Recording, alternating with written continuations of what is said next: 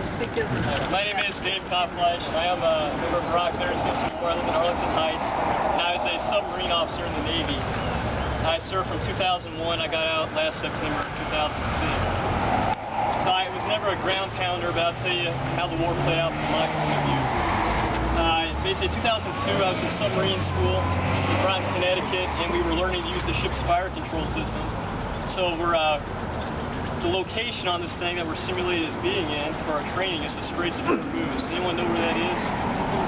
Yeah, that's between that's the entrance from the Indian Ocean to the Arabian Gulf. So in 2002, we're already training simulated as being going into the Gulf. In January 2003, I'd reported my submarine in Pearl Harbor, Hawaii, and we did a whole month of pre-deployment training so we could certify to go on deployment. We expected that we would be heading to the Gulf and immediately launching missiles. And at the end of this training period, this is January 2003, this is a month and a half, before W finally started his war. We had to sit there and listen to him for another month and a half after this, saying we could, the war is preventable. But commanding officer got on the shipwide announcing circuit as we were headed home. He said, gave his spiel, and he concluded with, "Take this training seriously, we're going to war. Not if, not maybe," he said, "we are going to war." He told the entire ship that. And that was how it seemed to me at every point during the military. In 2002, I started hearing about attacking Iraq. It was out of left field. But after that, it just seemed like a foregone conclusion. In the military, it never seemed like the war was preventable. We were always planning like we were definitely going to war. I did actually leave to go to the Gulf. We deployed on St. Patrick's Day 2003. We got there about half a week after shock and awe had ended, and we did not launch our missiles. We got to just sit around for months being the what-if ship.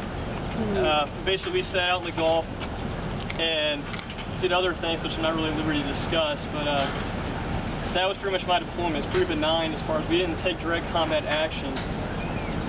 So my time on the ship ended in summer 2005, and I came up here to the Great Lakes Naval Station. There's another thing going on that a lot of people don't know about. It's called individual augmentation. Has anyone heard of that?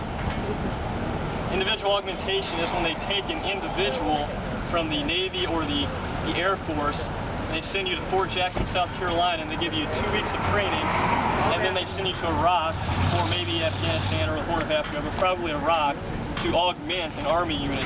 So the woman mentioned that, her son was artillery trained up on a Humvee with a 50 cal. Well, they got sailors and airmen over there doing that with 2 weeks of training. And that is definitely a draft. They had stripped people out of Great Lakes Naval Station to such an extent that we could barely train our students anymore. And that was our mission up there, was a training command. They have taken a commanding officer from an aircraft carrier and sent him to Iraq. This is a man who's an 06 in the Navy, a captain, who probably went through about anywhere from 4 to 6 years of training to have this specific job.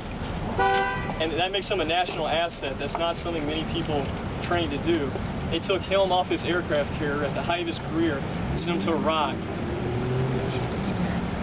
And I have no idea what exactly we're trained to do as Navy people that make us qualified to go over there, but it's completely random jobs. I had a coworker at Great Lakes the day after his wedding. This is a guy trained on operating surface combatant ships. The day after his wedding, they sent him for an entire year to Iraq, and he won the grand prize. Most people, at least Navy people, had security clearances like me. They go over there and man some kind of communication station. He got 2 weeks of training. He got to be in charge of a group that their job is to go out and find roadside bombs. I mean, the Navy actually has a MOS in the Army and the Navy called a rate of people that are explosive disposal, EOD. He got 2 weeks of training. Got told, go lead these people and find roadside bombs. And that's what's going on over there. I'll tell you, as I was headed to the Gulf in 2003, I was sitting at my little desk on my watch, looking at most of my time there was spent babysitting the reactor. Submarines are nuclear powered. I got 3 enlisted guys in front of me. It's talking about. Remember, this is 2003. We're talking about how the biggest threat to world peace is George W. Bush.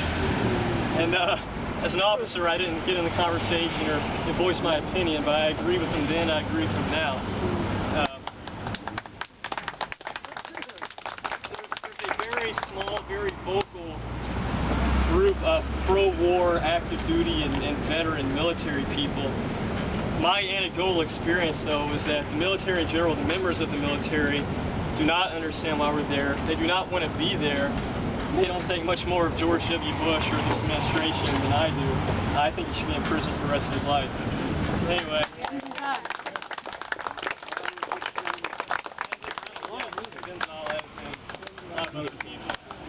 Yeah, that's my spiel. So bring him home now. My name's Dave Koplush. Thanks.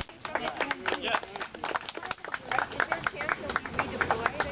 No, my inactive reserve obligation ended last Saturday. Yeah.